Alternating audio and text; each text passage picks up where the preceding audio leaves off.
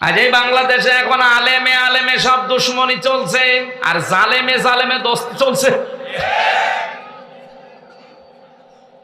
মিথ্যা কথা ছড়াতে ছড়াতে কয়েকদিনে আমার নামেও ছড়িয়েছে আমি নাকি কওমি মাদ্রাসা বিদ্বেষী, দেওবন্দি আলেমদের বিদ্বেষী। কোরআন আমার সামনে, আল্লাহর কসম আমি নিজেও কওমি মাদ্রাসায় পড়েছি, আমি কওমির সন্তান।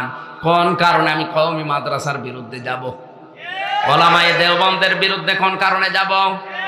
আপনি বক্তব্যকে খণ্ডিত করে কাটছাঁট করে নিজের পক্ষে নেওয়ার জন্যে। এই বাংলাদেশে আমি সবচাইতে ওপেন ভাবে মামুনুল হকের মুক্তি আমি হামজা চেয়েছি, কারণ আমি তার কাছে থেকে দেখেছি লোকটার চরিত্র কি।